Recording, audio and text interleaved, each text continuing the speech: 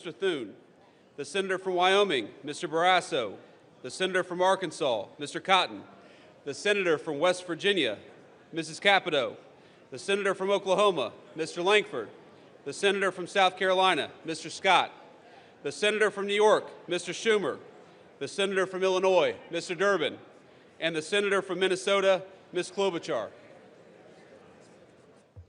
The members of the Escort Committee will exit the chamber through the lobby doors.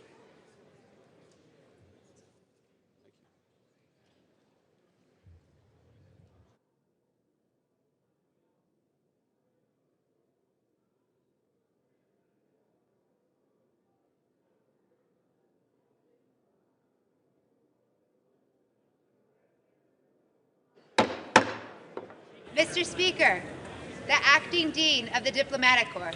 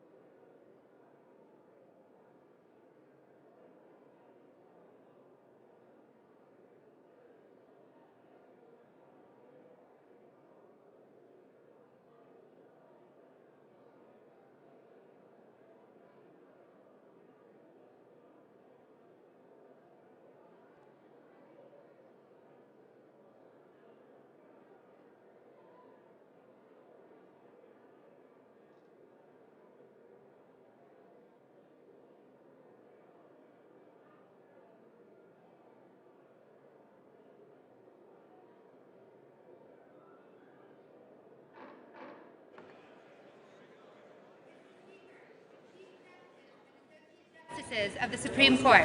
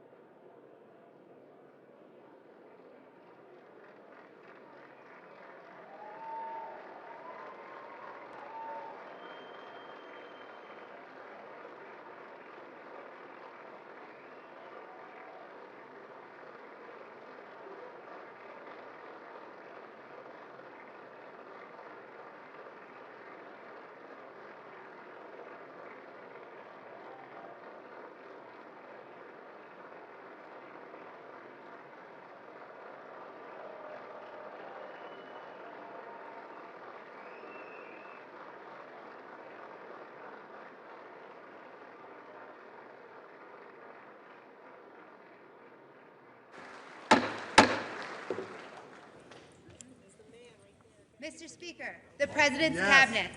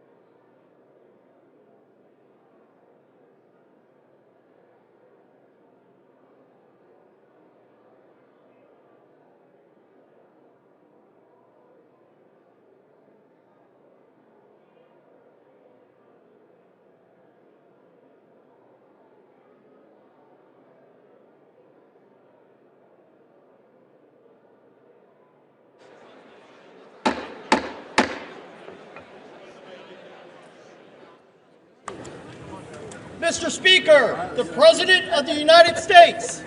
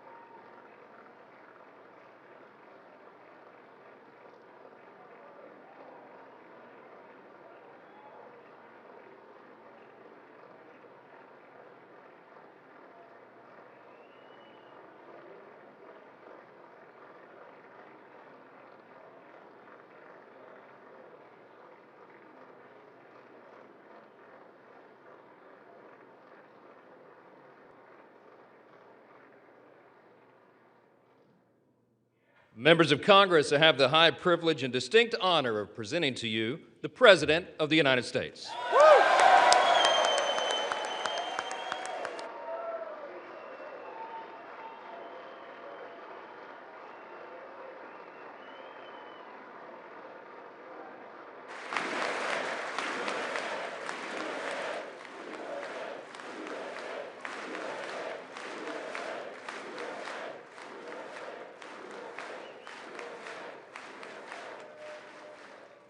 Well, thank you very much, everybody. It's really an honor.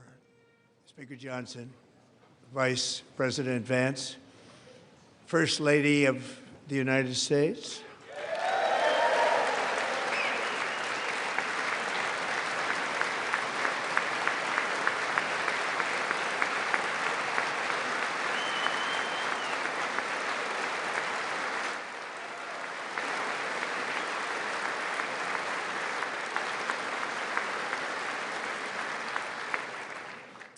Second Lady of the United States,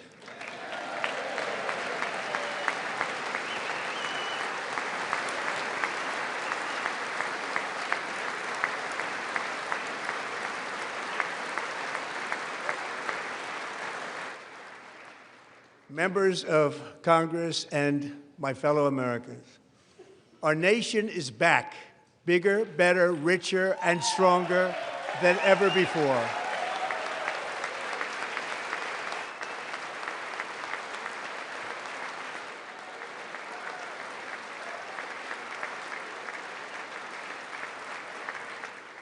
Less than 5 months from now, our country will celebrate an epic milestone in American history, the 250th anniversary of our glorious American independence. This July 4th, we will mark 2.5 centuries of liberty and triumph, progress and freedom in the most incredible and exceptional nation ever to exist on the face of the earth. And you've seen nothing yet. We're going to do better and better and better. This is the golden age of America.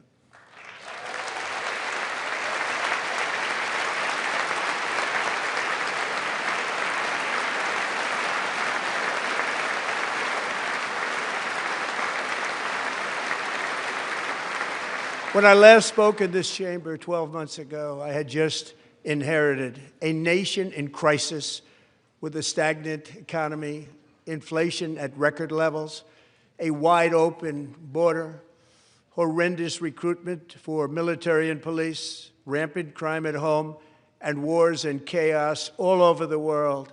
But tonight, after just 1 year, I can say with dignity and pride that we have achieved a transformation like no one has ever seen before, and a turnaround for the ages. It is indeed a turnaround for the ages.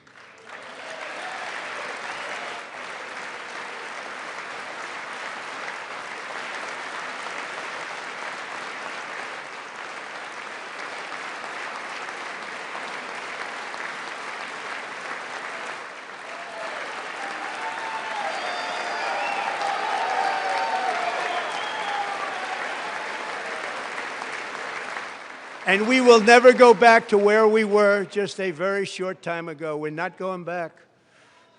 Today, our border is secure.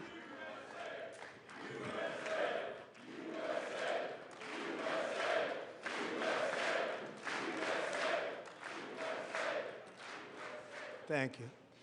Today, our border is secure. Our spirit is restored. Inflation is plummeting. Incomes are rising fast. The roaring economy is roaring like never before, and our enemies are scared, our military and police are stacked, and America is respected again, perhaps like never before.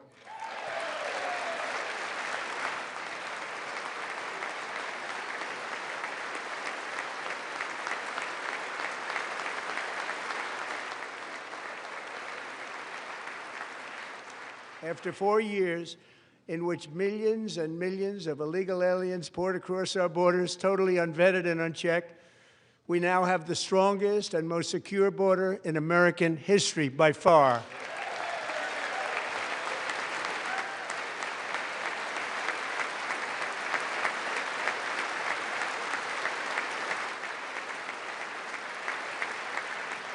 In the past 9 months, 0 illegal aliens have been admitted to the United States.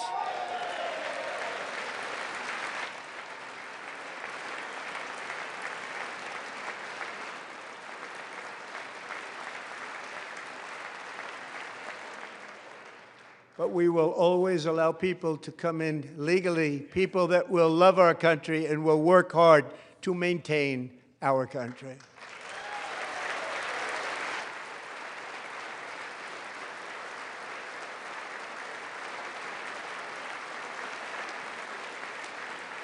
The flow of deadly fentanyl across our border is down by a record 56% in 1 year.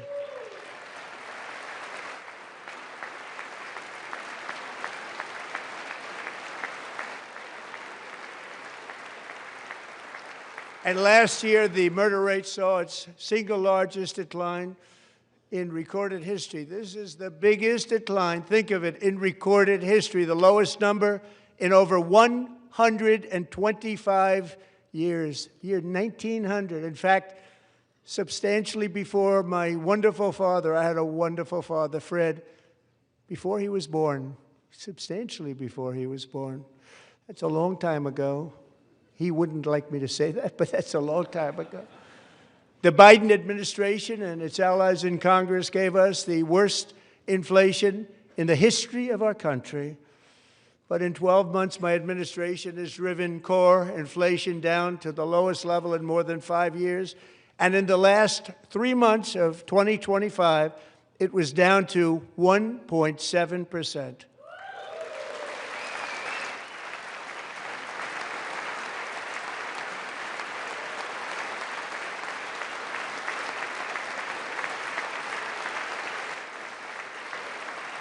Gasoline, which reached a peak of over $6 a gallon in some states under my predecessor, it was quite honestly a disaster, is now below $2.30 a gallon in most states, and in some places, $1.99 a gallon. And when I visited the great state of Iowa just a few weeks ago, I even saw $1.85 a gallon for gasoline.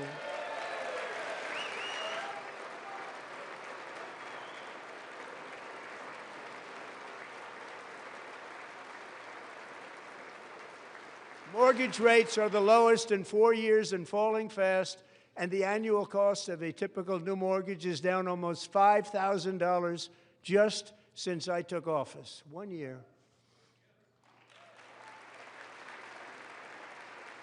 And low interest rates will solve the Biden-created housing problem while at the same time protecting the values of those people who already own a house that really feel rich for the first time in their lives. We want to protect those values. We want to keep those values up. We're going to do both.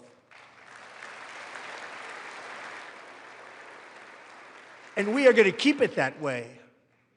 The stock market has set 53 all-time record highs since the election. Think of that, 1 year. Boosting pensions, 401ks, and retirement accounts for the millions and millions of Americans. They're all gaining. Everybody's up, way up. In 4 long years, the last administration got less than $1 trillion in new investment in the United States. And when I say less, substantially less. In 12 months, I secured commitments for more than $18 trillion pouring in from all over the globe.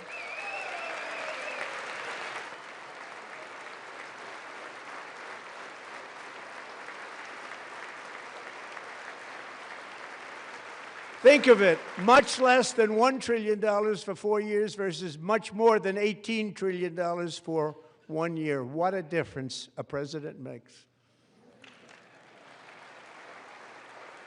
A short time ago, we were a dead country. Now we are the hottest country anywhere in the world, the hottest.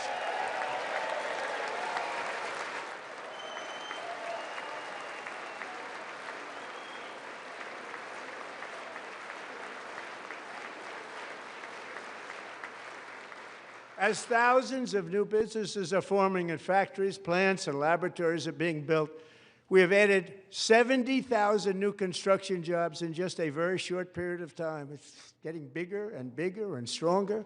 Nobody can believe what they're watching. American oil production is up by more than 600,000 barrels a day, and we just received from our new friend and partner, Venezuela, more than 80 million barrels of oil.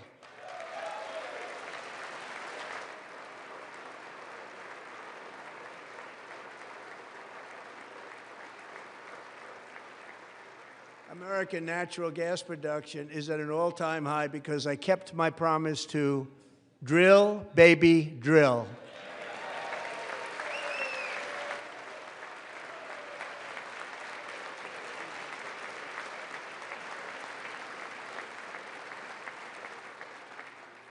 More Americans are working today than at any time in the history of our country. Think about that. Any time in the history of our country, more working today. And 100% of all jobs created under my administration have been in the private sector.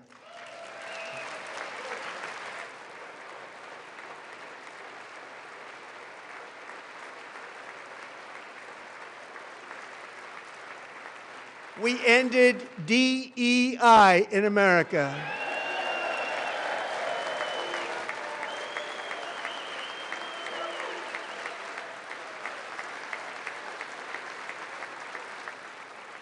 We cut a record number of job-killing regulations, and in 1 year we have lifted 2.4 million Americans, a record, off of food stamps.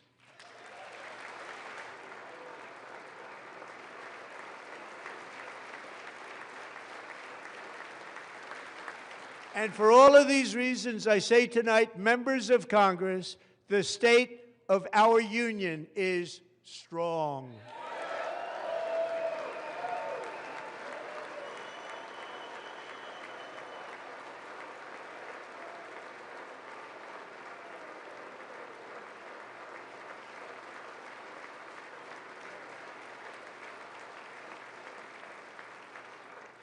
Our country is winning again. In fact, we're winning so much that we really don't know what to do about it.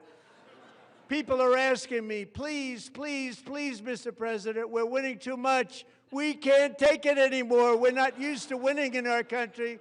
Until you came along, we're just always losing, but now we're winning too much. And I say, no, no, no, you're going to win again. You're going to win big. You're going to win bigger than ever. And to prove that point, here with us tonight is a group of winners who just made the entire nation proud. The men's gold medal Olympic hockey team. Come on in.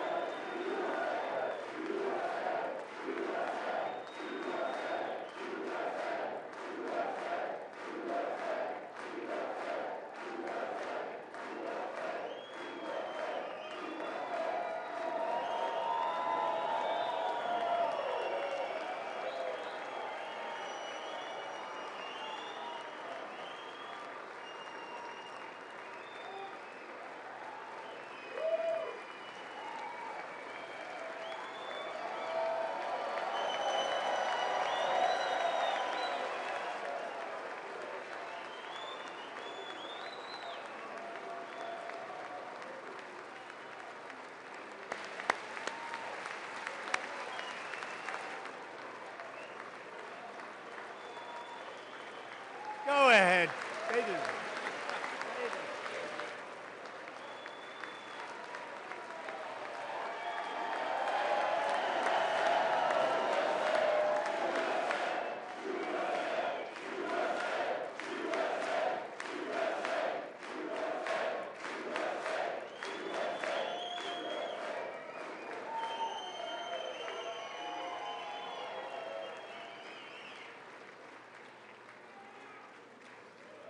That's the first time I've ever seen them get up. And actually, not all of them did get up. But they beat a fantastic Canadian team in overtime, as everybody saw, as did the American women who will soon be coming to the White House.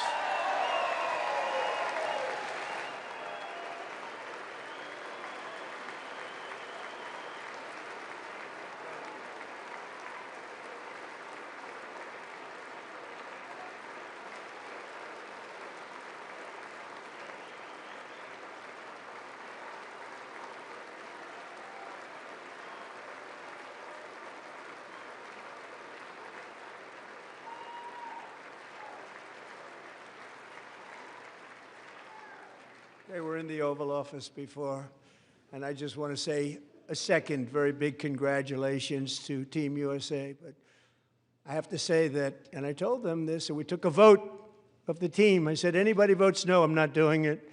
So they stood there, and they weren't about to say no, because I've never seen a goaltender play as well as goalie Connor Hellebuck.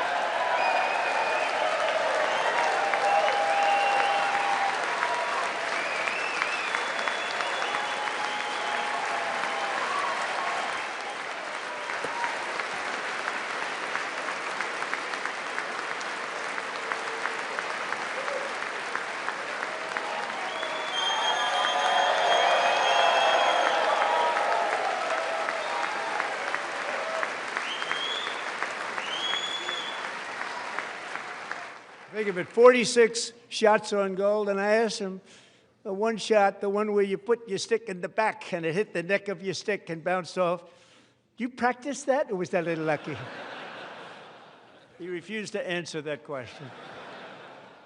But I just want to tell you that the members of this great hockey squad will be very happy to hear, based on their vote and my vote, and in this case my vote was more important, that I will soon be presenting Connor with our highest civilian honor, which we will be given and which has been given to many athletes over the years. But when I say many, not too many, like 12, it's called the highest civilian honor in our country, the Presidential Medal of Freedom.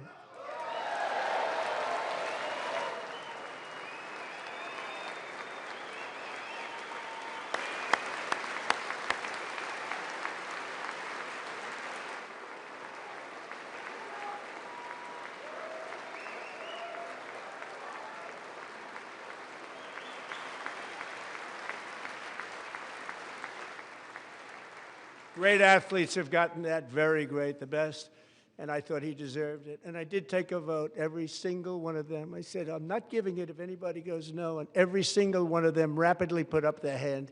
So I want to thank you all. What a special job you did. What special champions you are. Thank you very much.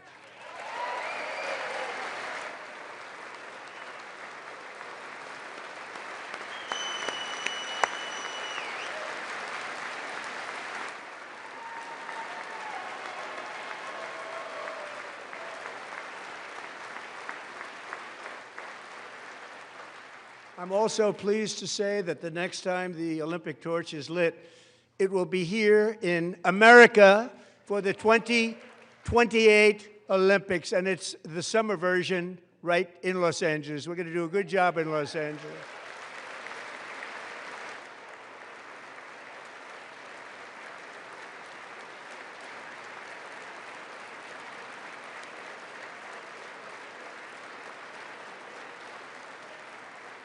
And Los Angeles is going to be safe, just like Washington, D.C. is now one of the safest cities in the country.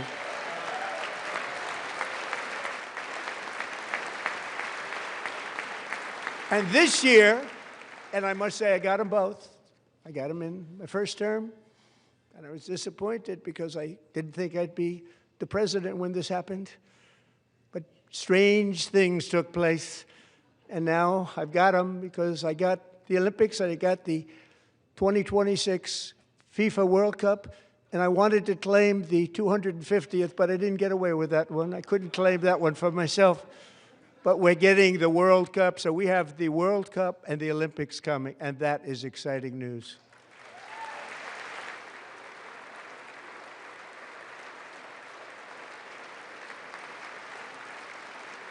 So this will be a year to celebrate our country and the heroes who have kept it free.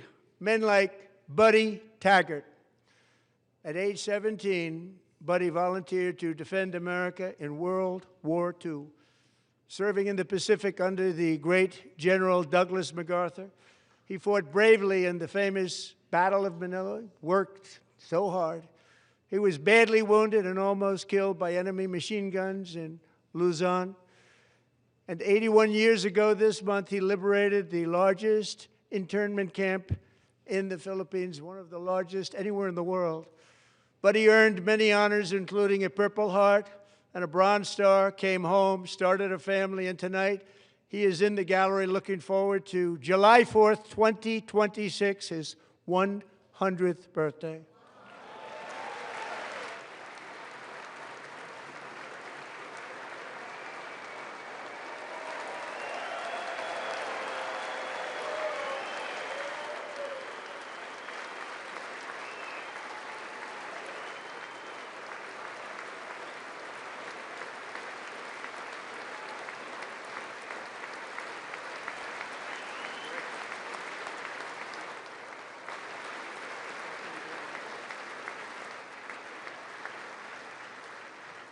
So, buddy, you're a brave man, and we salute you. Even in times of challenge, setback, and immense heartache, the spirit of 1776 has always shone through very brightly. It was July 4th of last year when floodwaters tore through a girls' summer camp in Central Texas, one of the worst things I've ever seen. I was there, rising 26 feet in the matter of minutes, tragically claiming many, many lives. You all remember that one. As the waters threatened to sweep her away, 11-year-old Millie Kate McClelland closed her eyes and prayed to God. She thought she was going to die. Those prayers were answered when Coast Guard rescue swimmer Scott Ruskin descended from a helicopter above. Nobody knew where he came from. It was Scott's first ever rescue mission, a young guy, but very brave, very, very top, always top in his class. And he lifted not just Millie Kate, but 164 others to safety.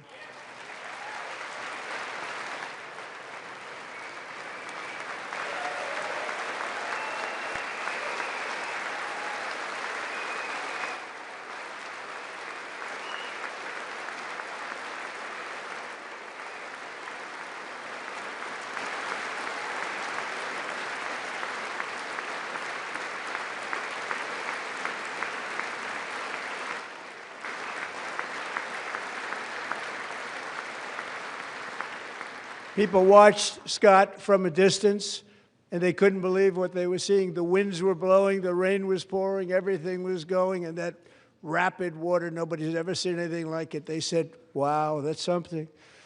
Tonight, Scott and Millie Kate are here together, reunited for the very first time. Thank you, Scott, Millie Kate.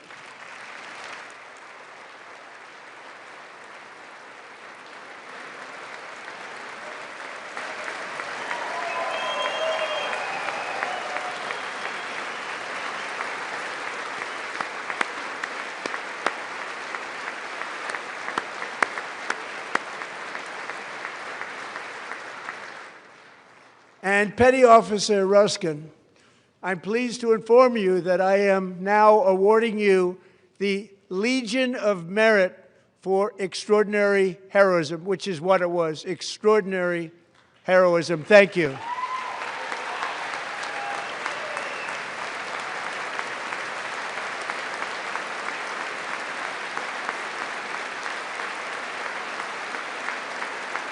And I'd like to have the military aide to please come down and take care of the service. Military aide, thank you very much. Take care of that very important service. Thank you very much. From 1776 to today, every generation of Americans has stepped forward to defend life, liberty, and the pursuit of happiness. And they're really doing it for the next generation. But now it's our turn. Together we're building a nation where every child has the chance to reach higher and go further, where government answers to the people, not the powerful, and where the interests of hardworking American citizens are always our first and ultimate concern. That is the debt we owe to the heroes who came before us, and that is the promise we must keep to America for our 250th year. Last year, I urged this Congress to begin the mission by passing the largest tax cuts in American history, and our Republican majorities delivered so beautifully. Thank you, Republicans.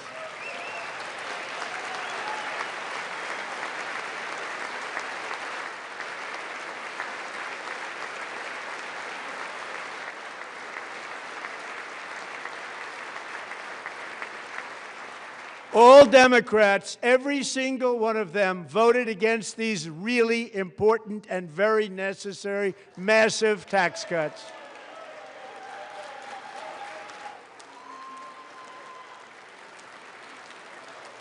They wanted large-scale tax increases to hurt the people instead. But we held strong, and with the great, big, beautiful bill, we gave you no tax on tips, no tax on overtime, and no tax on Social Security for our great seniors.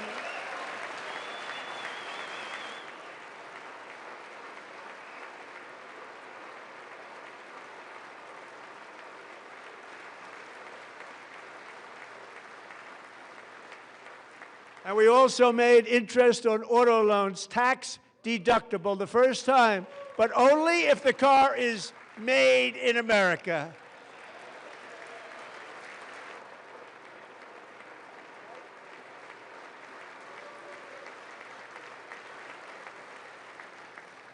Recently in Pennsylvania, I met Megan Hemhauser, a devoted mom who's homeschools her children, beautiful, 2 children, during the day while waiting tables at night as her husband works overtime operating very heavy equipment. Megan is here this evening, and she's happy to tell you that she is so much richer because with no tax on tips, no tax on overtime, and our expanded child tax credit done again by Republicans, Megan and her husband will take home more than $5,000 extra just for the year, cutting her tax bill in more than half.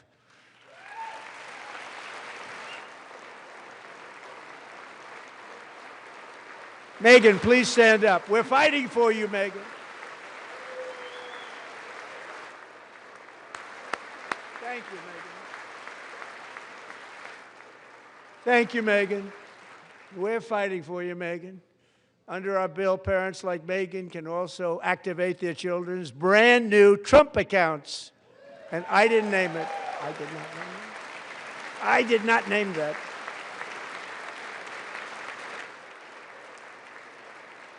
Nobody believes me, but I did not name it. It was named by a very tall man sitting right there in the 3rd row.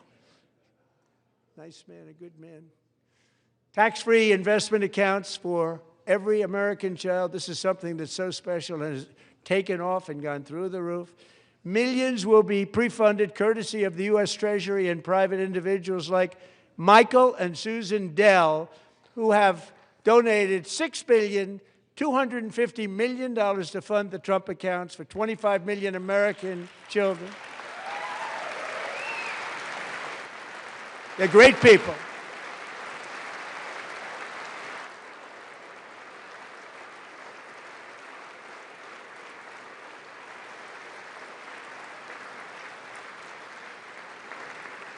You know, I asked Michael Dell, how do you make all that money? He said, well, I just sat on my dorm in school, and I made computers, and I'd sell them to people, and I just kept selling and selling and selling, and pretty amazing story. That's called the American dream. He sold a lot of computers, a lot of those laptops, so I congratulate him on that, but I really thank him and Susan, as well as others like Brad Gerstner, a very tremendous guy. He was behind it right from the beginning. Brad Gerstner. Thank you, Brad.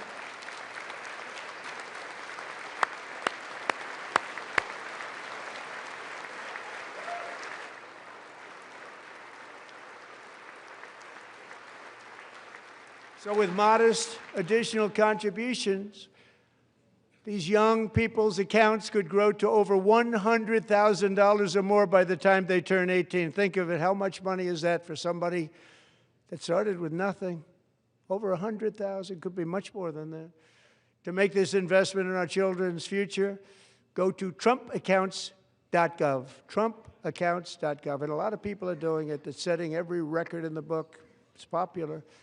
They knew what it was going to take. I'm so proud of them. I'm so proud of the people that got it started. And now it's just taken off. One of the primary reasons for our country's stunning economic turnaround, the biggest in history, where the Dow Jones broke 50,000 4 years ahead of schedule, and the S&P hit 7,000, where it wasn't supposed to do it for many years, were tariffs. I used these tariffs, took in hundreds of billions of dollars to make great deals for our country, both economically and on a national security basis. Everything was working well. Countries that were ripping us off for decades are now paying us hundreds of billions of dollars. They were ripping us so badly, you all know that. Everybody knows it. Even the Democrats know it. They just don't want to say it.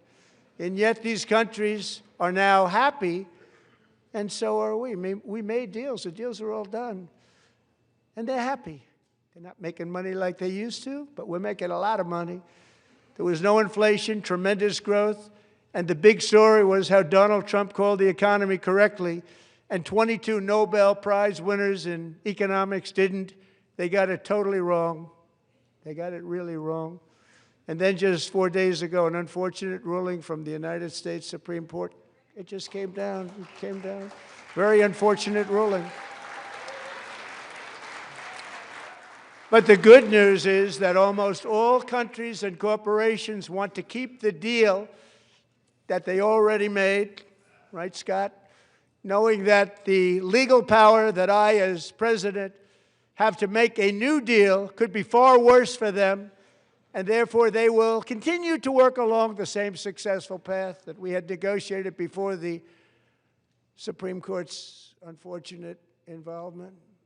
So despite the disappointing ruling, these powerful, country-saving, it's saving our country, the kind of money we're taking in, peace-protecting.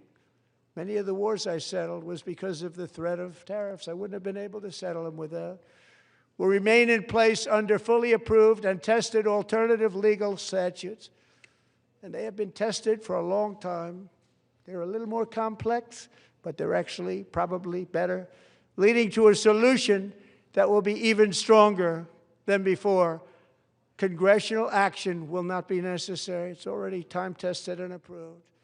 And as time goes by, I believe the tariffs paid for by foreign countries will, like in the past, substantially replace the modern-day system of income tax, taking a great financial burden off the people that I love.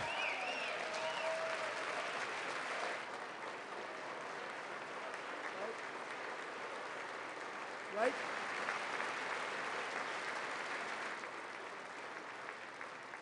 Moving forward, factories, jobs, investment, and trillions of dollars will continue pouring into the United States of America because we finally have a president who puts America first. I put America first.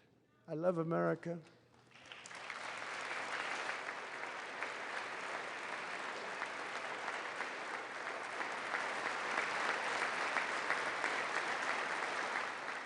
For decades before I came along, we had the exact opposite. From trade to health care, from energy to immigration, everything was stolen and rigged in order to drain the wealth out of the productive, hardworking people who make our country great, who make our country run. Under Biden and his corrupt partners in Congress and beyond, it reached a breaking point with the Green New scam, open borders for everyone.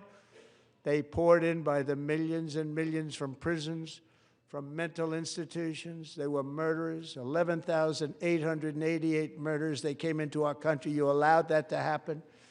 And record-setting inflation that cost the typical family $34,000 in just a speck of time. Now the same people in this chamber who voted for those disasters suddenly used the word affordability, a word. They just used it. Somebody gave it to them, knowing full well that they caused and created the increased prices that all of our citizens had to endure. You caused that problem. You caused that problem.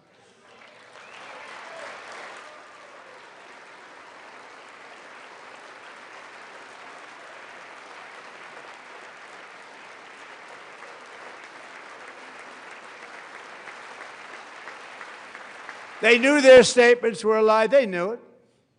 They knew their statements were a dirty, rotten lie. Their policies created the high prices Our policies are rapidly ending them. We are doing really well. Those prices are plummeting downward.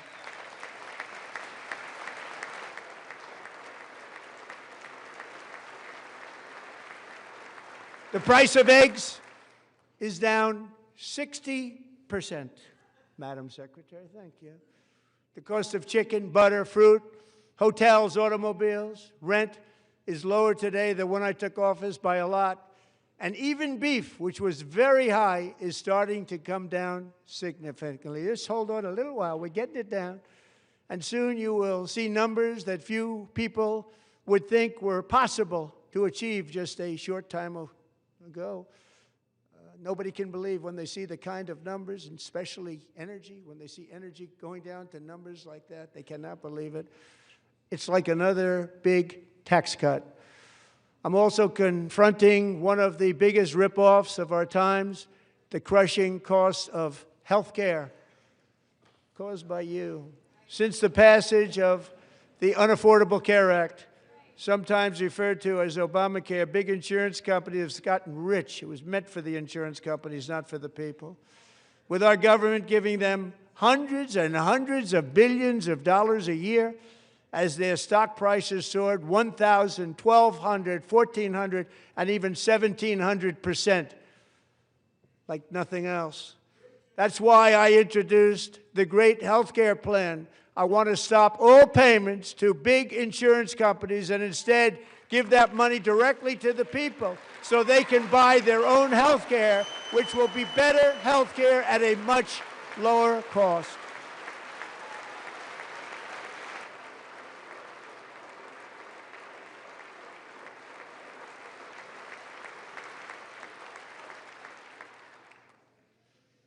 In addition, my plan requires maximum price transparency. That's a big deal.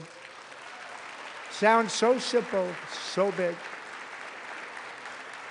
And I did that in my first term, and the Democrats immediately terminated it with full knowledge that they were doing a very bad thing for the people. Costs were going to go way up, and that's what happened, and now I'm bringing them way down on health care and everything else. I'm also ending the wildly inflated cost of prescription drugs like has never happened before.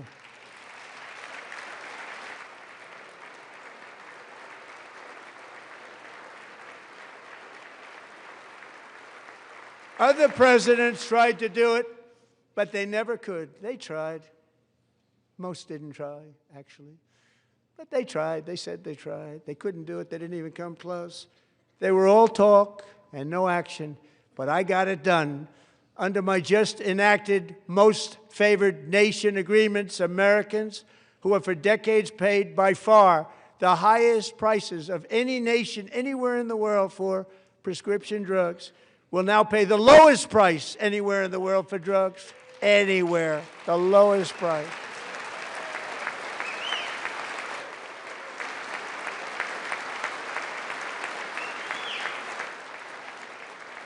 So in my first year of the second term, should be my third term, but strange things happen. I took prescription drugs, a very big part of health care, from the highest price in the entire world to the lowest. That's a big achievement. The result is price differences of 300, 400, 500, 600% and more, all available right now at a new website called trumprx.gov. And I didn't name that one either, by the way.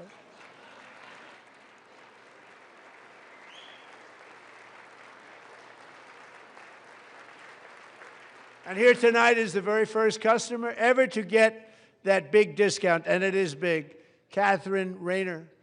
For 5 years, she and her husband have struggled with infertility, and they turned to IVF.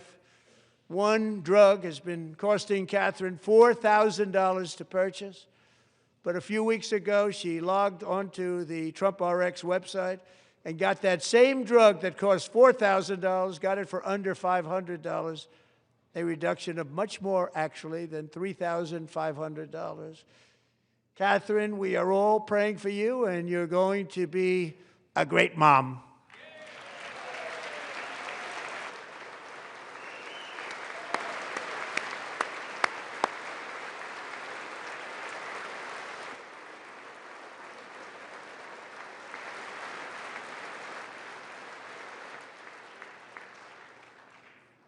So now I'm calling on Congress to codify my most favored nation program into law. Now, the one thing, I'm not sure it matters because it's going to be very hard for somebody that comes along after me to say, let's raise drug prices by 700 or 800%. But John and Mike, if you don't mind, codify it anyway. They may do it. Codify it anyway. Thank you. Many Americans are also concerned that energy demand from AI data centers could unfairly drive up their electric utility bills. Tonight, I'm pleased to announce that I have negotiated the new Ratepayer Protection Pledge. You know what that is? We're telling the major tech companies that they have the obligation to provide for their own power needs. They can build their own power plants as part of their factory so that no one's prices will go up. And in many cases, prices of electricity will go down for the community and very substantially down. This is a unique strategy never used in this country before. We have an old grid. It could never handle the kind of numbers, the amount of electricity that's needed. So I'm telling them they can build their own plant. They're going to produce their own electricity. It will ensure the company's ability to get electricity while at the same time lowering prices of electricity for you, and could be very substantial for all of you cities and towns. You're going to see some good things happen over the next number of years. Another pillar of the American dream that has been under attack is home ownership. With us tonight is Rachel Wiggins, a mom of two from Houston. She placed bids on 20 homes and lost all of those bids to gigantic investment firms that bypassed inspection, paid all cash, and turned those houses into rentals, stealing away her American dream. She was devastated. Stories like this are why last month I signed executive order to ban large Wall Street investment firms from buying up in the thousands single-family homes.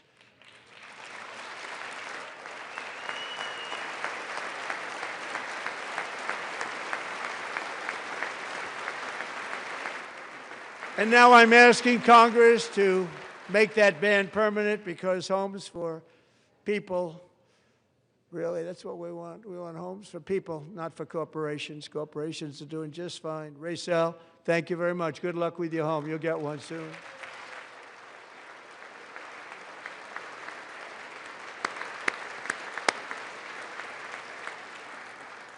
We're also working to make it easier for Americans to save for retirement. And under this administration, we will always protect Social Security and Medicare. They are not protecting it for our seniors. We will always protect Social Security, Medicare, Medicaid.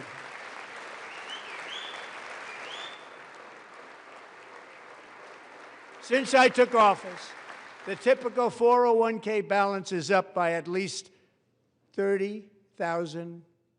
That's a lot of money. We have millions and millions of people, because the stock market has done so well, setting all those records. Your 401ks are way up. Yet half of all of working Americans still do not have access to a retirement plan with matching contributions from an employer. To remedy this gross disparity, I'm announcing that next year my administration will give these often forgotten American workers, great people, the people that built our country, access to the same type of retirement plan offered to every federal worker. We will match your contribution with up to $1,000 each year. As we ensure that all Americans can profit from a rising stock market, let's also ensure that members of Congress cannot corruptly profit from using insider information.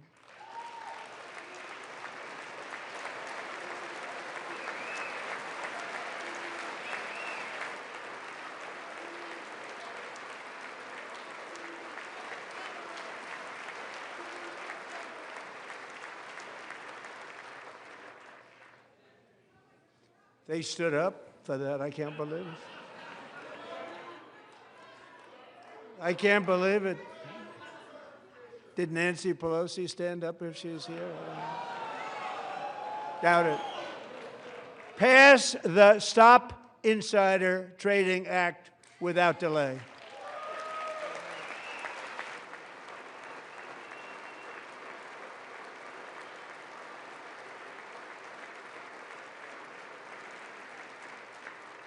I wasn't sure if anybody, even on this side, was going to applaud for that. I'm very impressed. Thank you. I'm very impressed.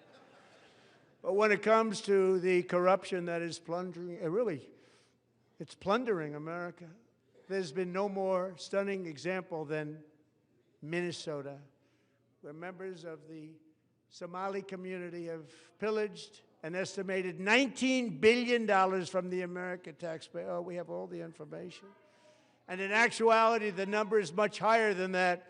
And California, Massachusetts, Maine, and many other states are even worse. This is the kind of corruption that shreds the fabric of a nation, and we are working on it like you wouldn't believe. So tonight, although started 4 months ago, I am officially announcing the war on fraud to be led by our great Vice President, J.D. Vance.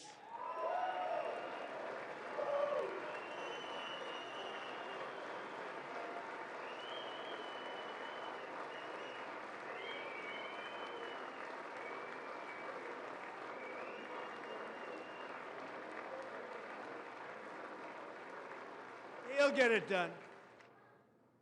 And we're able to find enough of that fraud, we will actually have a balanced budget overnight. It'll go very quickly. That's the kind of money you're talking about. We'll balance our budget.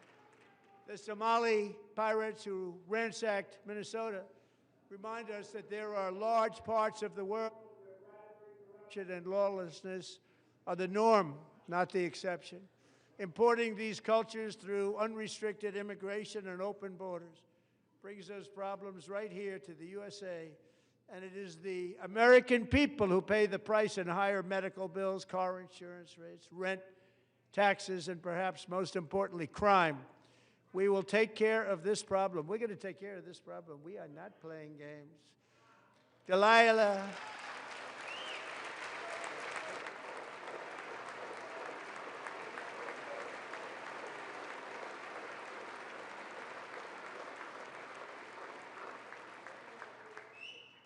Delilah Coleman was only 5 years old in June 2024 when an 18-wheel tractor trailer plowed into her stopped car traveling at 60 miles an hour or more. The driver was an illegal alien let in by Joe Biden and given a commercial driver's license by open borders politicians in California. Doctors said Delilah would never be able to walk or talk, have a good life. She wouldn't even be able to eat again. But against all odds, she is now in the first grade learning to walk. And she's here this evening with her dad, Marcus, a fantastic man. Delilah, please, you are a great inspiration. Please stand up.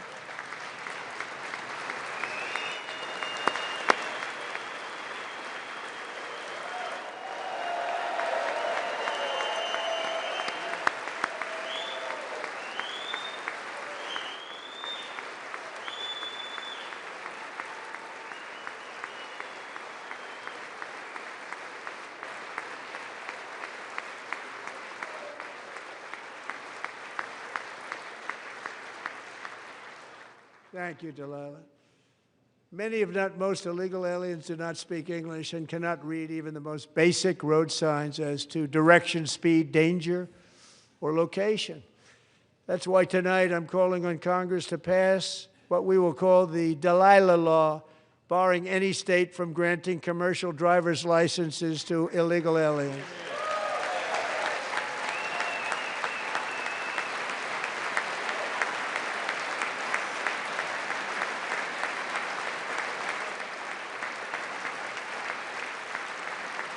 And yesterday, as you probably saw at the White House, I hosted a ceremony with Americans who lost their treasured loved ones to the scourge of illegal immigration. People came into our country, how we allowed this to happen with our open borders. These are the angel moms and families that for decades our government betrayed and our media totally ignored. It was terrible. Hard to believe, actually. In 2023, a 16-year-old high school cheerleader named Elizabeth Medina was supposed to perform in her town's Christmas parade, but she never arrived. Her mother, Jacqueline, went home to look for her, and she found her lying dead in a bathtub, bleeding profusely after being stabbed 25 times. Lizbeth's killer was a previously arrested illegal alien who had broken in and brutally extinguished the brightest light in her family's life, violently and viciously. Her heartbroken mother is in the gallery to remind everyone in this chamber exactly why we are deporting illegal alien criminals to our country at record numbers, and we're getting them the hell out of here fast. We don't want them.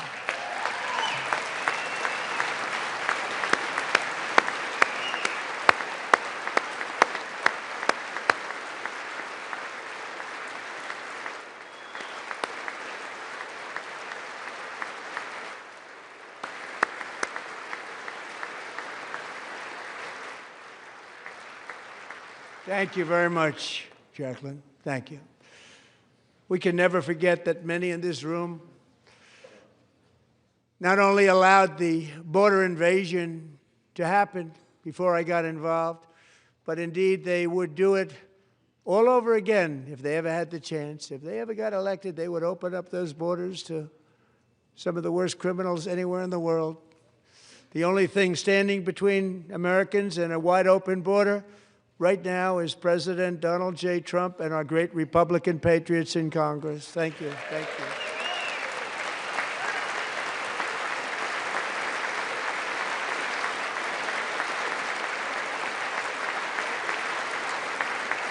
As we speak, Democrats in this chamber have cut off all funding for the Department of Homeland Security. It's all cut off.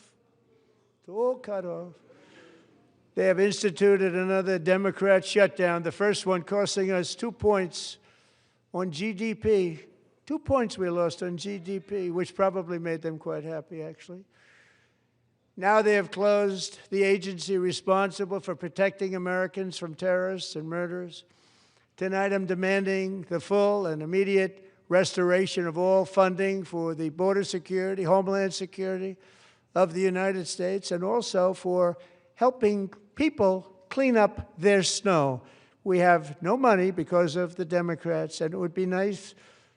We'd love to give you a hand at cleaning it up, but you gave no money. Nobody's getting paid. It's a shame. So you have to think about it. We have, in case you didn't know, a pretty large snowstorm out there. One of the great things about the State of the Union is how it gives Americans the chance to see clearly what their representatives really believe. So tonight I'm inviting every legislator to join with my administration in reaffirming a fundamental principle. If you agree with this statement, then stand up and show your support.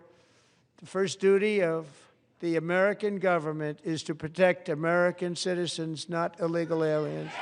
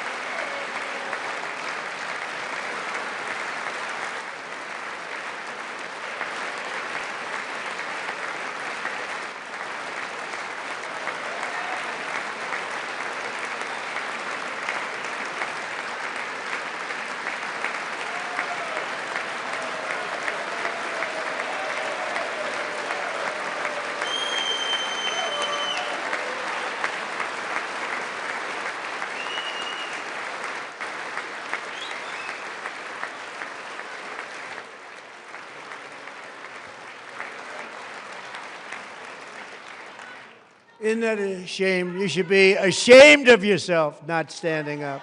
You should be ashamed of yourself.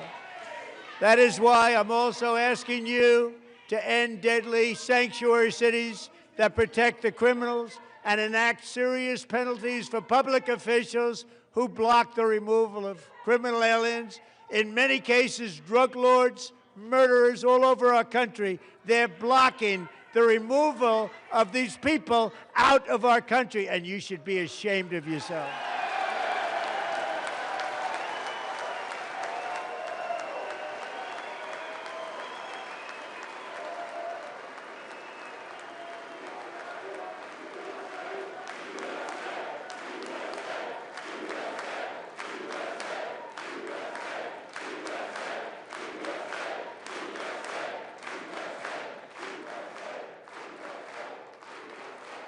And perhaps most importantly, I'm asking you to approve the Save America Act.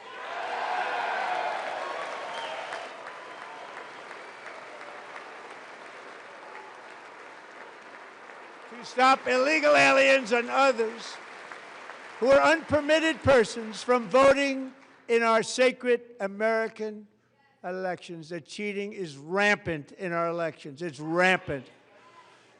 It's very simple. All voters must show voter ID.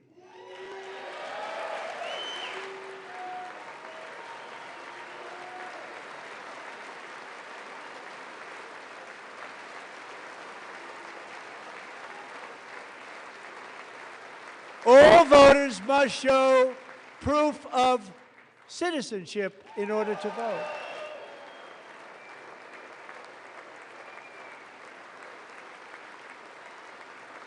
And no more crooked mail-in ballots except for illness, disability, military, or travel. None. And this should be an easy one. And by the way, it's polling at 89%, including Democrats, 89%.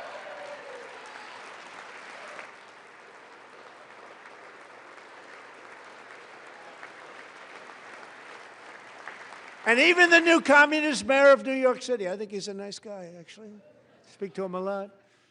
Bad policy, but nice guy. Just said they want people to shovel snow. They got hit hard. Wants them to shovel snow, but if you apply for that job, you need to show 2 original forms of ID and a Social Security card. Yet they don't want identification for the greatest privilege of them all, voting in America. No, it's no good. No good. Both Republicans and Democrats overwhelmingly agree on the policy that we just enunciated. And Congress should unite and enact this common sense, country-saving legislation right now, and it should be before anything else happens.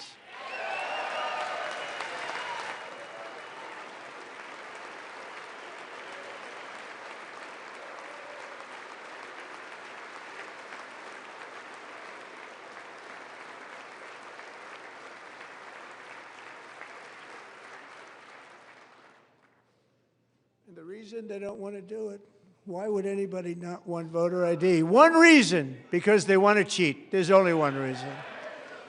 They make up all excuses. They say it's racist. They come up with things you almost say, what imagination they have. They want to cheat. They have cheated. And their policy is so bad that the only way they can get elected is to cheat. And we're going to stop it. We have to stop it, John.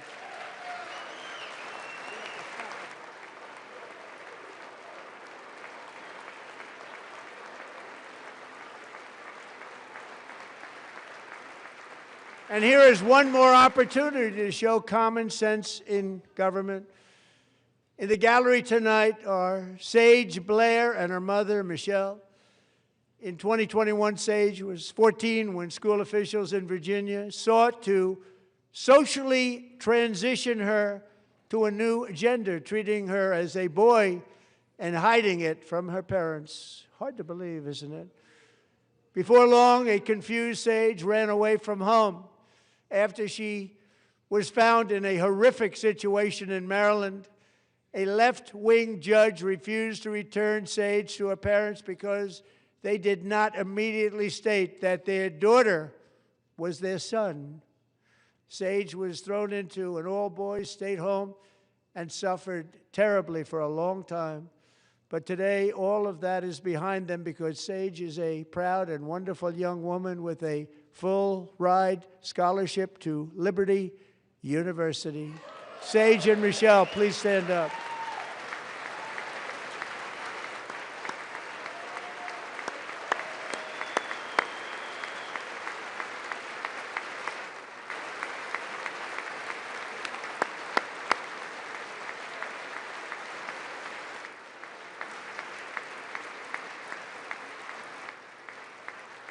And thank you for your great bravery. And who can believe that we're even speaking about things like this? 15 years ago, if somebody was up here and said that, they'd say, what's wrong with him? But now we have to say it because it's going on all over numerous states without even telling the parents. But surely we can all agree no state can be allowed to rip children from their parents' arms and transition them to a new gender against the parents' will. Who would believe that we're even talking about this? We must ban it, and we must ban it immediately.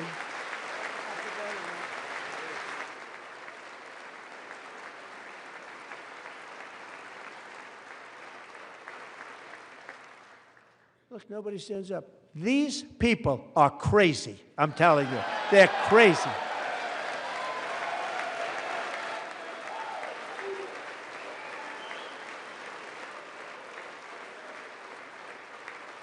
Amazing. Incredible. Boy, oh boy. We're lucky we have a country. With people like this, Democrats are destroying our country, but we've stopped it just in the nick of time, didn't we? Huh?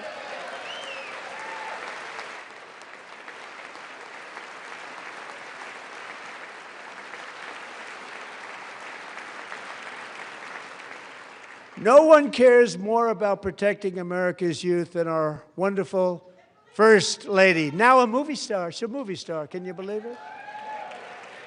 Who would have believed that? Over the past year, she has had an incredible impact championing AI legislation, advancing a landmark executive order on foster care, and helping secure $30 million to launch the Melania Trump Foster Youth to Independence Initiative. It's a tremendous really a tremendous thing that happened and had a lot of bipartisan support. She gets much better bipartisan support than I do. I get none. She gets a lot. Someday you're going to have to tell me how you did that. And students and educators in every state have joined the First Lady's efforts in the presidential AI challenge, keeping America's next generation positioned to succeed and strongly succeed in the future. Tonight, we welcome two young people whose lives reflect the First Lady's impact, Sierra Burns and Everest Nevermont. Thank you both, and Melania, thank you. I know how hard you worked on it. Thank you very much.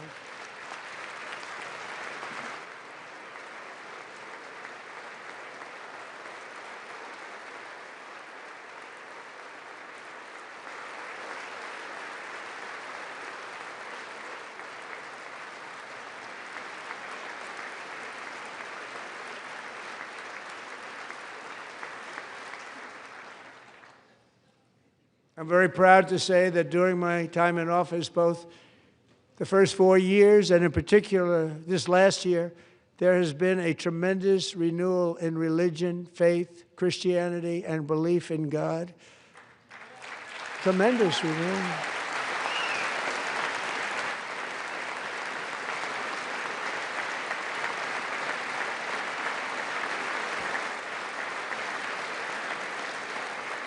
This is especially true among young people, and a big part of that had to do with my great friend, Charlie Kirk, a great guy, great man.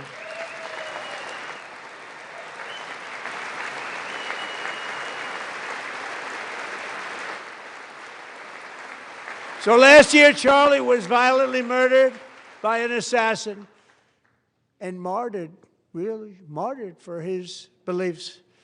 His wonderful wife, Erica, is with us tonight. Erica, please stand.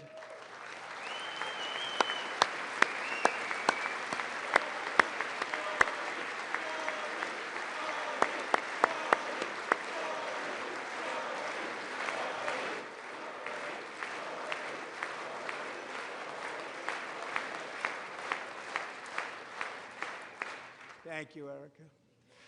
Been through a lot. In Charlie's memory, we must all come together to reaffirm that America is one nation under God, and we must totally reject political violence of any kind.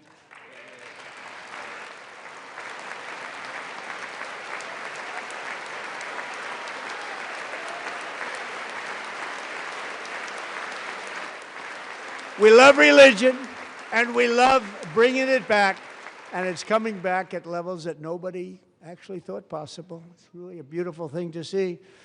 Above all, unleashing America's promise requires keeping our communities safe. We have made incredible strides, yet dangerous repeat offenders continue to be released by pro-crime Democrat politicians again and again. We are honored to be joined tonight by a woman who's been through hell, Anya Zarutska. In 2022, she and her beautiful daughter, so beautiful, what a beautiful young woman, Irina, fled war-torn Ukraine to live with relatives near Charlotte, North Carolina. And by the way, what's going on with Charlotte?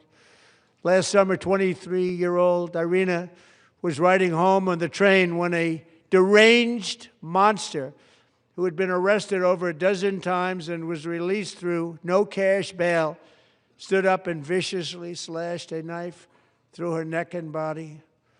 No one will ever forget. There were people on that train. No one will ever forget the expression of terror on Irina's face as she looked up at her attacker in the last seconds of her life. She died instantly. She had escaped a brutal war only to be slain by a hardened criminal set free to kill in America, came in through open borders. Mrs. Zarutska, tonight I promise you we will ensure justice for your magnificent daughter, Irina.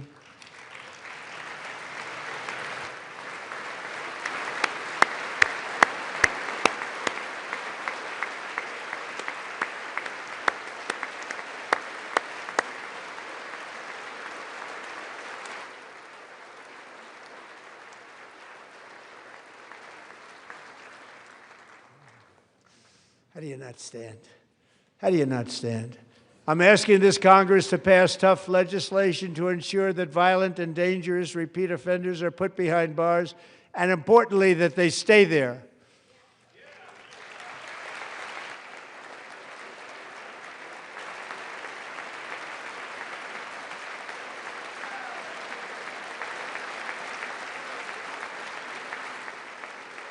Starting last summer, I deployed our National Guard and federal law enforcement to restore law and order to our most dangerous cities, including Memphis, Tennessee, big success, New Orleans, Louisiana, big success, and our nation's capital itself, Washington, D.C., where we have almost no crime anymore in Washington, D.C. How did that happen?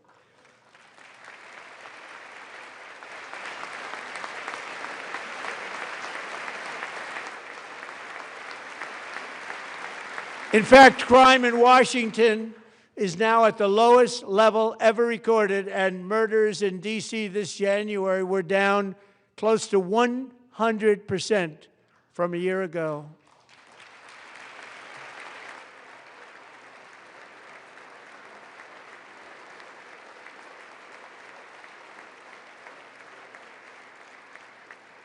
They don't like to hear that.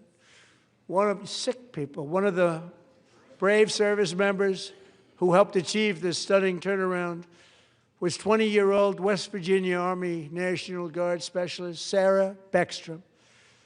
After a 4-month deployment, she voluntarily extended her service, and her rank was going to be lifted. She was doing so well. They were so proud of her. But the very next day, she was on patrol near the White House when she was ambushed and shot in the head by a terrorist monster from Afghanistan.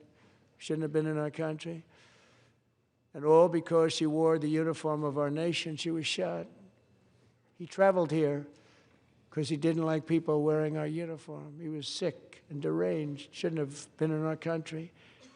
Sarah Beckstrom died in order to defend our capital, and we are honored to be joined by her wonderful parents, Gary and Evalie. Your daughter was a true American patriot, and she will be greatly missed. She was a great person. I saw reports on her. They've never seen anything like it.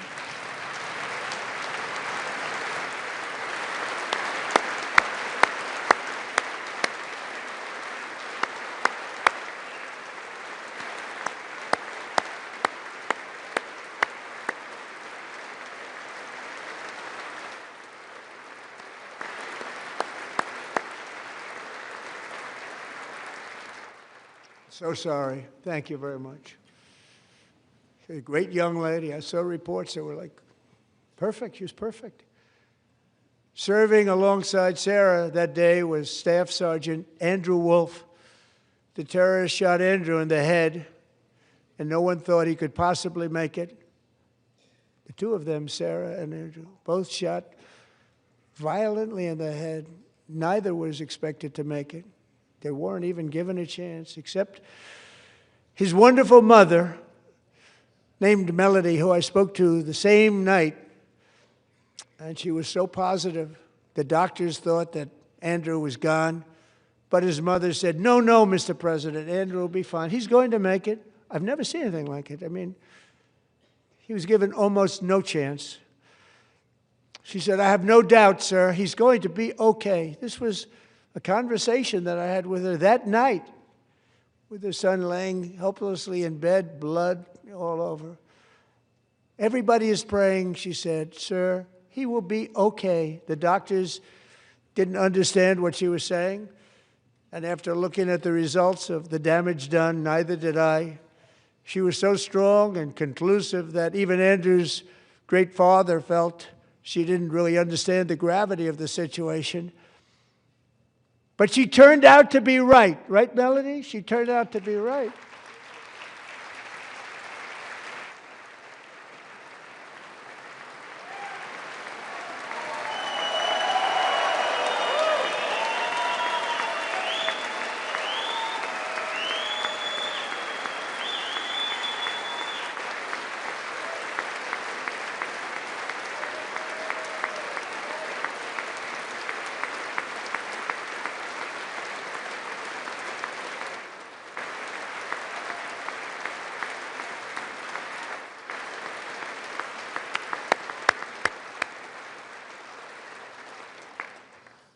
Amazing, actually. I said, where does this woman come from? She's the most positive person I've ever met. With God's help, Andrew has battled back from the edge of death, and we're talking about the edge of death, on his way to a miraculous recovery. He's got a little work to do, but he's doing great. Nice to see you. He's a good-looking guy. Nice to see you. Thanks, Andrew. Thank you very much.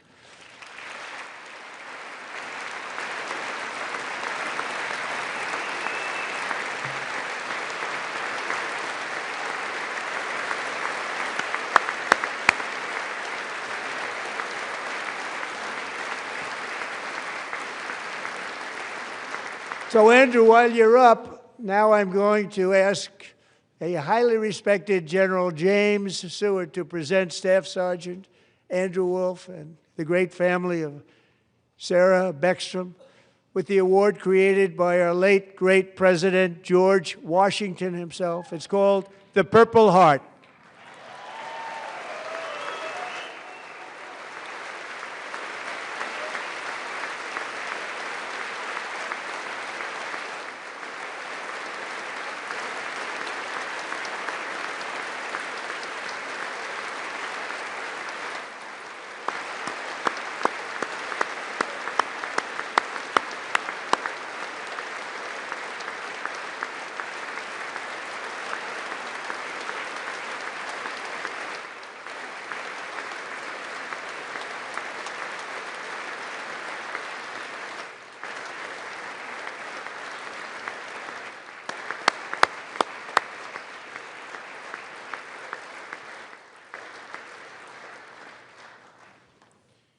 We love you all. Love you.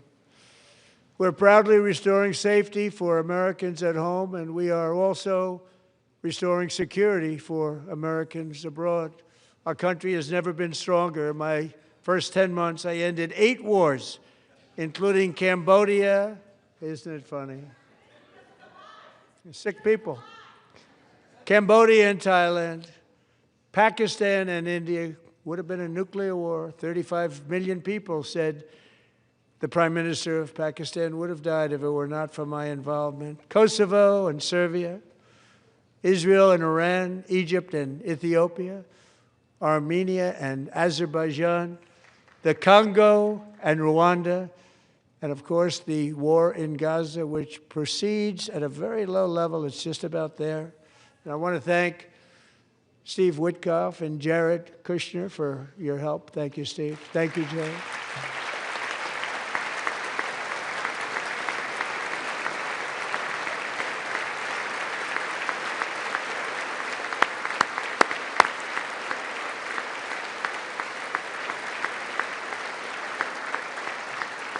And I also want to thank the man they report to, Secretary of State Marco Rubio. Thank you, Marco.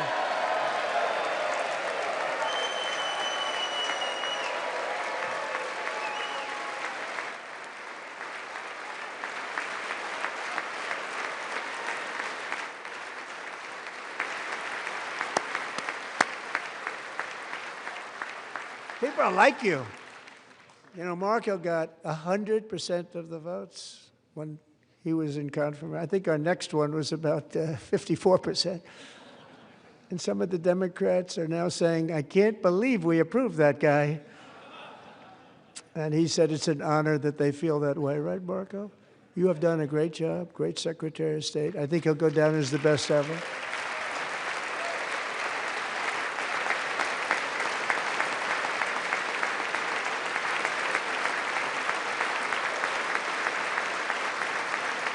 Under the ceasefire I negotiated, every single hostage, both living and dead, has been returned home. Can you believe that?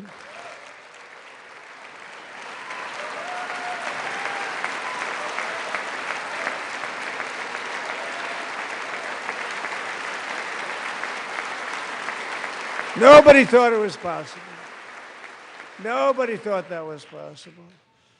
Both living and dead. And those parents who had a dead son, their boy, they'd always tell me their boy, they wanted him as much as though he were living. It was an amazing period of time. And they came back, and when we got all of the living hostages back, and many, many before them, but I always said those last 20 are going to be very tough, but we got many, many more, hundreds. But I said those last 20 are going to be tough. We got them back. But we only got back 14 or 15 of the dead of the 28. And believe it or not, Hamas worked along with Israel, and they dug and they dug and they dug. It's a tough thing to do, going through bodies all over, passing up 100 bodies sometimes for each one that they found. Tough job. And they finally got it back to 27. And then Steve and Jared, they got it back to 28. They found all 28. Nobody thought that was possible, but we did it. And I remember the family of the 28th. They were so grieved, but they were so happy as it's possible to be. They had their boy back. The mother said, "Sir, we have our boy back."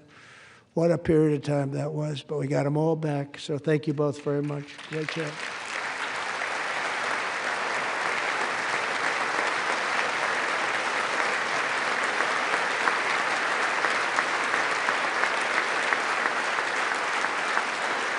And we're working very hard to end the 9th war, the killing and slaughter between Russia and Ukraine, where 25,000 soldiers are dying each and every month. Think of that, 25,000 soldiers are dying a month. A war which would have never happened if I were president, would have never happened. As president, I will make peace wherever I can, but I will never hesitate to confront threats to America wherever we must. That's why in a breakthrough operation last June, the United States military obliterated Iran's nuclear weapons program with an attack on Iranian soil known as Operation Midnight Hammer.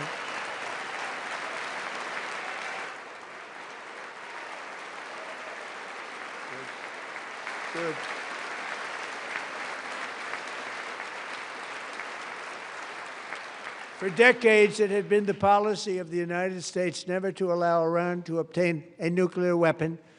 Many decades. Since they seized control of that proud nation 47 years ago, the regime and its murderous proxies have spread nothing but terrorism and death and hate. They've killed and maimed thousands of American service members and hundreds of thousands and even millions of people with what's called roadside bombs. They were the kings of the roadside bomb. And we took out Soleimani. I did that during my first term. Had a huge impact. He was the father of the roadside bomb.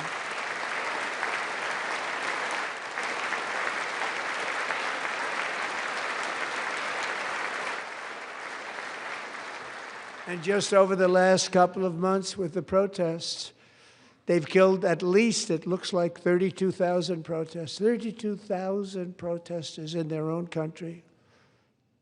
They shot them and hung them. We stopped them from hanging a lot of them with the threat of serious violence. But this is some terrible people. They've already developed missiles that can threaten Europe and our bases overseas, and they're working to build missiles that will soon reach the United States of America. After Midnight Hammer, they were warned to make no future attempts to rebuild their weapons program, and in particular, nuclear weapons. Yet they continue. They're starting it all over. We wiped it out, and they want to start all over again, and are at this moment again pursuing their sinister ambitions. We are in negotiations with them. They want to make a deal, but we haven't heard those secret words. We will never have a nuclear weapon. My preference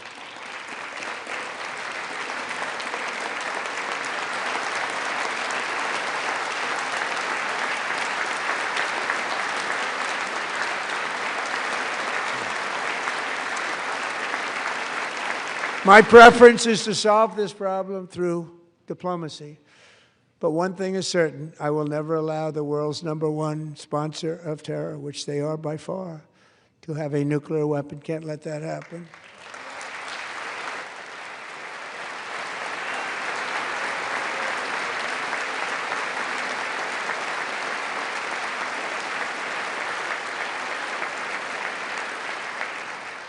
And no nation should ever doubt America's resolve. We have the most powerful military on earth. I rebuilt the military in my first term. We're going to continue to do so. Also, we just approved a $1 trillion budget. We have no choice. We have to be strong, because hopefully we will seldom have to use this great power that we built together. It's really called peace through strength, and it's been very, very effective.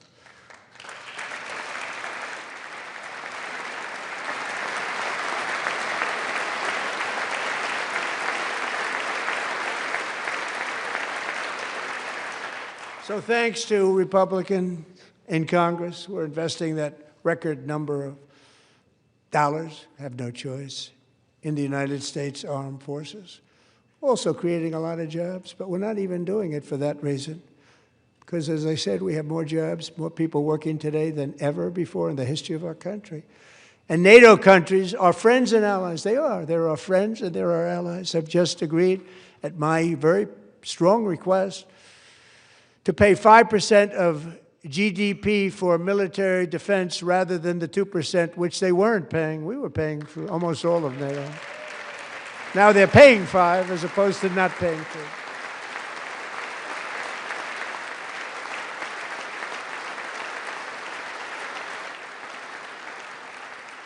And getting that 5% was something which everyone said would never be done, could not happen. We got it really easily with one meeting. And big difference between 2% that's not paid. We were paying the freight of many of them. Very few were paid up. Now 5%, then they're paid. And everything we send over to Ukraine is sent through NATO, and they pay us in full. They pay us totally in full. Every branch of our armed forces is setting records for recruitment. This is so exciting. And every service member recently.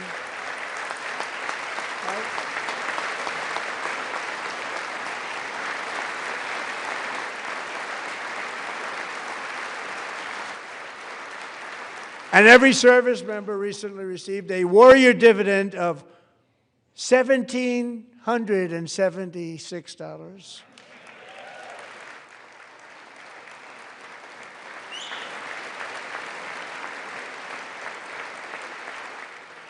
You know, they put it on my desk. We got the money from tariffs and other things, a lot of money we have. We have much more money than people understand.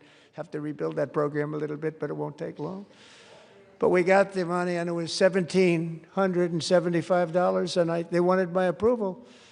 And I said, what's the number? $1,775. I said, wait a minute. For one more dollar, we can have $1,776. It's going to I said, we're going to figure that. I never asked anybody if we could afford it. One more dollar, I said $1,776. And I said, that's good. And I'll tell you what, our military, that was 4 months ago, our military, I never see a person in the military that doesn't thank me for it, so we're honored to do it. They deserve it. And we call it 1776. It was great. And we love our military. We love our law enforcement. We love our firemen. You know, the firemen don't get mentioned enough. We love our firemen. We're also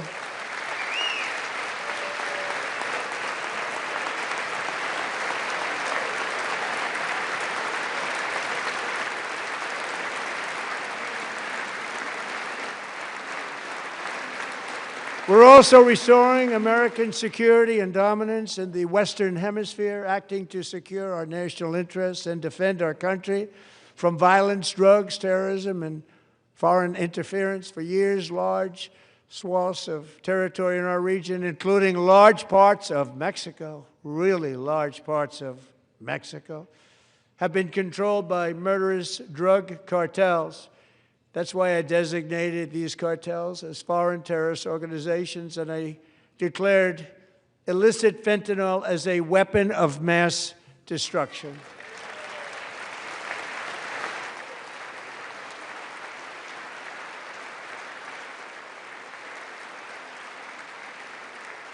And with our new military campaign, we have stopped record amounts of drugs coming into our country and virtually stopped it completely coming in by water or sea. You probably noticed that. We very seriously damaged their fishing industry also. Nobody wants to go fishing anymore. We've also taken down one of the most sinister cartel kingpins of all. You saw that yesterday. In January,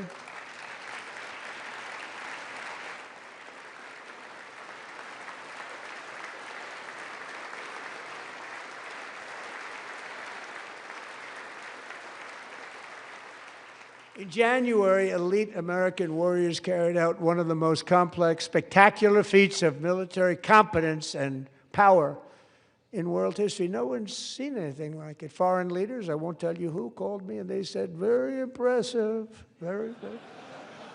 They couldn't believe, they all watched. They saw what happened. This is a different fighting force that we had years ago when we fought to tie. You know, it's a great fighting force. I'm so proud of it.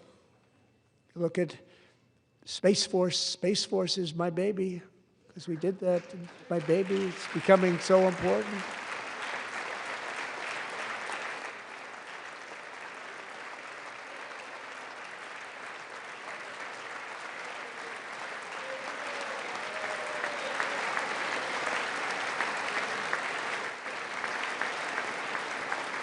And America's armed forces overwhelmed all defenses and utterly defeated an enemy, good fighters, to end the reign of outlaw dictator Nicolas Maduro and bring him to face American justice.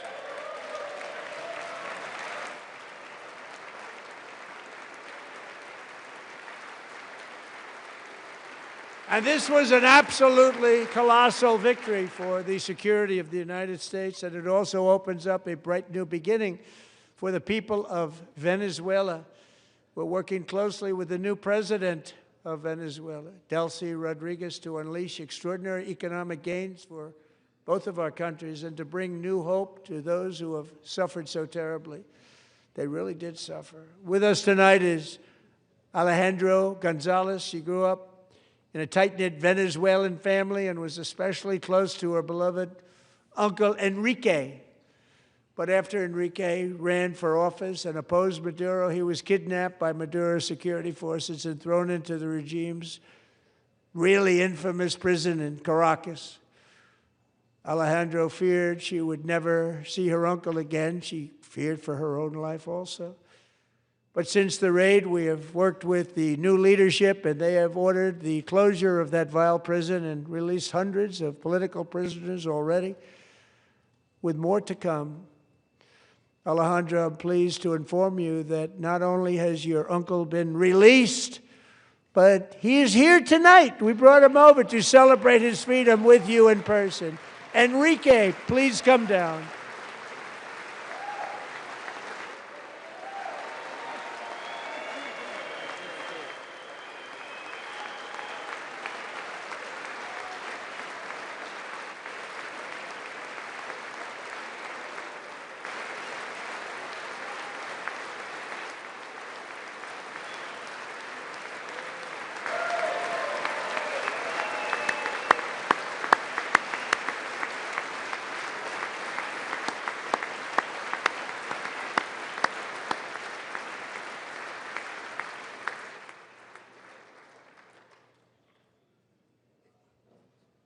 Thank you, Enrique. Have a good time. Nice to have you back, Enrique. There were many heroes on that January raid to capture Maduro, really great heroes. It was very dangerous. They knew we were coming. They were all set. But the deeds of one warrior that night will live forever in the eternal chronicles of military valor. Chief Warrant Officer 5, Eric Slover, planned the mission and was the flight lead in the cockpit of the first helicopter, a big, beautiful, powerful helicopter. It was a massive Chinook carrying, as you can imagine, many, many American warfighters. Wearing the dog tags, his wife Amy had blessed with holy water before he left. She knew it was going to be a rough one. Eric steered the Chinook under the cover of night and descended swiftly upon Maduro's heavily protected military fortress. This was a major military installation, protected by thousands of soldiers and guarded by Russian and Chinese military technology. How did that work out? Not too good. While preparing to land, enemy machine guns fired from every angle, and Eric was hit very badly in the leg and hip, one bullet after another. He absorbed 4 agonizing shots, shredding his leg into numerous pieces. And yet, despite the fact that the use of his legs was vital to successful helicopter flight, legs are the most important part of flying a helicopter, to deliver the many commandos who would capture and detain Maduro was the only thing Eric was thinking about. Then, even as he was gushing blood, which was flowing back down the aisle, helicopter lands at a steep angle. The machine guns stood right in front of him. They were right in front of him, 2 machine gunners who escaped the wrath of the previous planes. Eric maneuvered his helicopter with all of those lives and souls to face the enemy and let his gunners eliminate the threat. Turned the helicopter around so the gunners could take care of business, saving the lives of his fellow warriors from what could have been a catastrophic crash deep in enemy territory. Only after safely landing the helicopter with all the warriors aboard in the exact right spot, which was vital to the mission. We probably would have had to maybe cancel the mission if that didn't happen. Eric told his co-pilot, also wounded, but not as gravely, to take over. I'm about ready to pass out. The success of the entire mission and the lives of his fellow warriors hinge on Eric's ability to take the searing pain. It was unbelievable what's happened to his legs of the bullets and keep on flying and landing, and people knew what was happening. Everybody in the back of the helicopter knew because they saw the blood pouring down the aisle. Chief Warrant Officer Slover is still recovering from his serious wounds, but I'm thrilled to say that he is here tonight with his wife, Amy, Eric, and Amy. Come on in.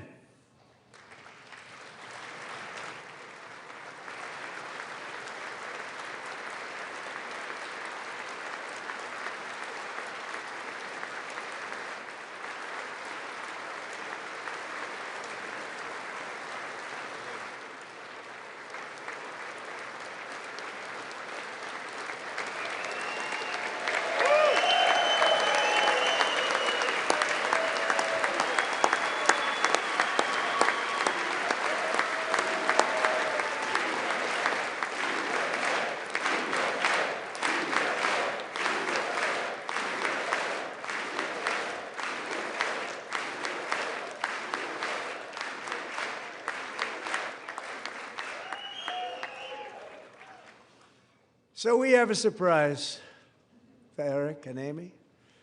In recognition of Eric's actions above and beyond the call of duty, I would now like to ask General Jonathan Braga to present Chief Warrant Officer Slover with our nation's highest military award, the Congressional Medal of Honor.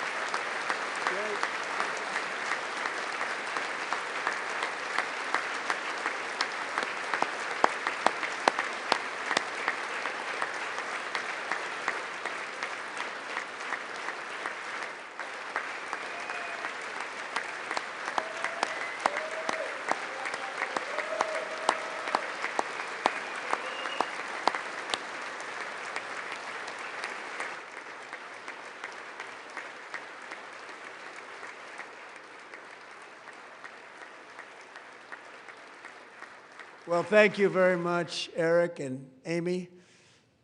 Great to get to know you. I met with them and with a lot of their fellow warriors at Fort Bragg recently.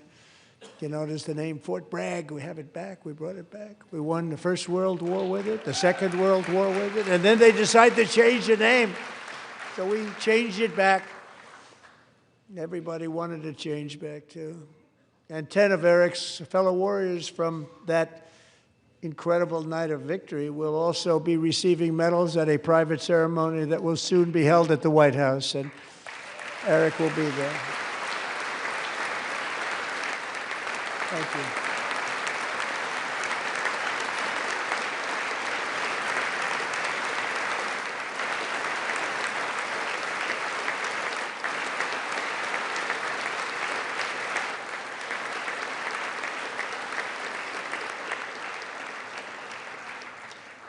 Thank you, Eric. That's a big one. Tonight we've celebrated many truly extraordinary American patriots, but there is one last living legend to honor before we go. He is one more heroic American aviator, Navy fighter pilot. Royce Williams served in World War II, Korea, Vietnam, flying more than 220 missions.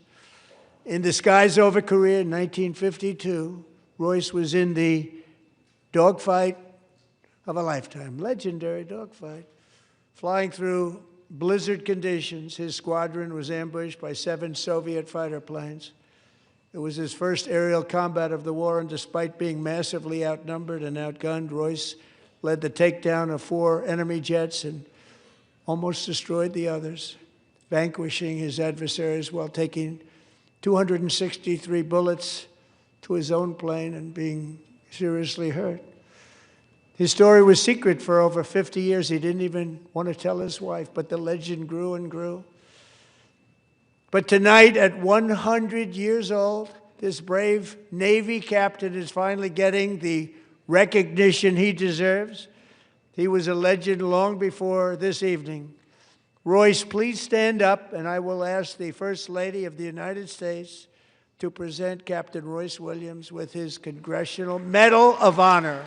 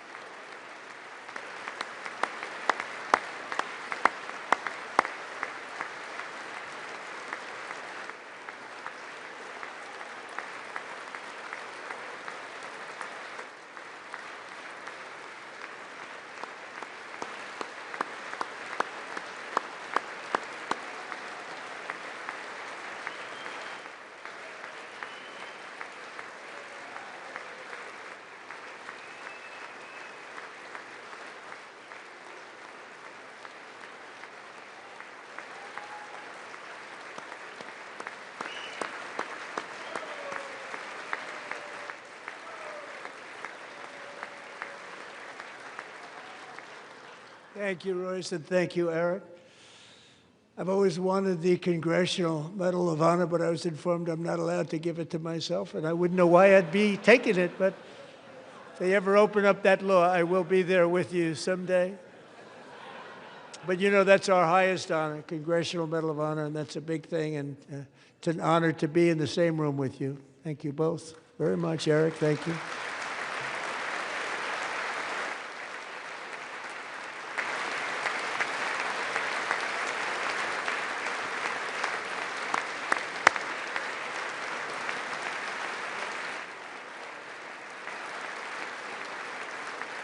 Thank you.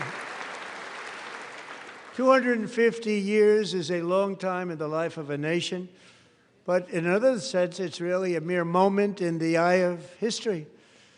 Two of the gentlemen we met in the gallery this evening took their first breaths 1 century ago, 100 years before that, on July 4th, 1826, the author of the Declaration of Independence, brilliant, Thomas Jefferson, drew his last breath. Just a single long human lifespan separates the giants who declared and won our independence from the heroes who stand among us tonight. Everything our nation has done, everything we have achieved, has been the work of those few great lifetimes. In those brief chapters, Americans built this nation from 13 humble colonies into the pinnacle of human civilization and human freedom, the strongest, wealthiest, most powerful, most successful nation in all of history. Americans ventured out across the daunting and dangerous continent. We carved paths through an unforgiving wilderness, settled a boundless frontier, and tamed the beautiful but very, very dangerous Wild West. From empty marshes and wide open plains, we raised up the world's greatest cities. Together, we mastered the world's mightiest industries and shattered history's monstrous tyrannies. And we liberated millions from the chains of fascism, communism, oppression, and terror. Americans lifted humanity into the skies on the wings of aluminum and steel, And then we launched mankind into the stars on rockets powered by sheer American will and unyielding American pride. We wired the globe with our ingenuity. We captivated the planet with American culture. And now we are pioneering the next great American breakthroughs that will change the entire world. All of this and so much more is the enduring legacy, unmatched glory of the hardworking patriots who built and defended this country and who still carry the hopes and freedoms on all of humanity's backs. For years they were forgotten, betrayed, and cast aside. But that great betrayal is over, and they will never be forgotten again. Because when the world needs courage, daring, vision, and inspiration, it is still turning to America. And when God needs a nation to work his miracles, he knows exactly who to ask. There is no challenge Americans cannot overcome, no frontier too vast for us to conquer, no dream too bold for us to chase, no horizon too distant for us to claim. For our destiny is written by the hand of providence, and these first 250 years were just the beginning.